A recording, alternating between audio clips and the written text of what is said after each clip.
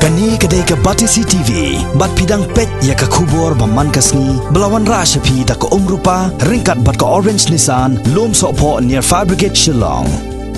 New Nissan Kicks. Bookings open now. การนี้ก็ได้กับกันฮวนจองกับเมฆเลียทันดากับกันฮวนกับบันมีขมันอยากกับเจลาเมฆเลียหากกับจิงกับชุดบอลตั้งหับประเด็นกับกันฮวนกับบันมัดซันกดชิเลียงอยากกับบาลเต็บกุมกับ North East Futsal League กับบันนิงกองกับบันเป็นลองหาสรบะกัวตีหากกับเจลาอาสามกับบันลองในดอกอาร์ซันในดอกไลฟ์เวทเรกในลาร์มันเต้าสแนมอาร์จาร์ขัดขันได้อยากกับกันฮวนเมฆเลียทันดาละลองตรายดูบะบัดฮอกน้องมาเลียบัดหากกับจิงกันดูไปกินน้องปะไทยกบอร์หากกับอาร์พูอาร์เรกมันเต้าบันในตรงอาร์จาร์ขัดขันได้หาชิลองเพรสคลับอุโปรโมเตอร์จองกันกันฮวนอุบะก็ไม่ลังน้องมาเลียริงกัดกิเวดีกิดขอดจังกันฮวนบัดกิดขอดจังกัน North East Futsal League Organizing Committee นักจิลาอาสามหากนี่ก็สิ่งกีฬาเป็นปัญหาอยากจิงเซงอยากกันฮวนเมฆเลียทันดากับบันไดชิมันตากับจิงกอบหากว่าตีริงกัดกิสันติลิกิเวดีกันฮวนจังกันกับทานชิตัยลามิงี้บากันทบอยากมิโซรัมนากาแลนด์มณิปุรอาสามบัดกับอรุณาชลประเทศ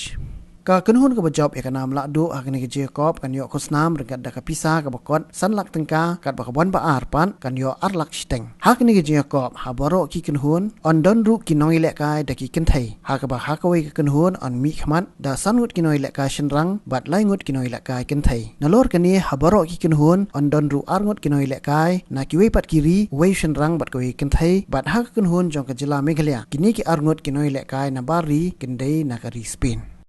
We have 6 teams participating for the first year. So we'll be playing the matches, each state will be playing the matches with the other state once. And there will be one final. So it will be a league basis. So top 2 team which finishes the league will play the final of Northeast Futsal League. So the dates of the tournament is from 25th August to 31st of August. And the venue is Karmavir Navin Chandra Bordoloi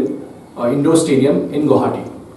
So we have finalized everything on the date part, and we are also looking to live telecast the entire match. All the matches will be live telecast.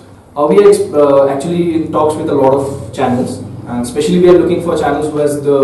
maximum reach in all the Northeast, and also apart from Northeast, maybe the entire country. So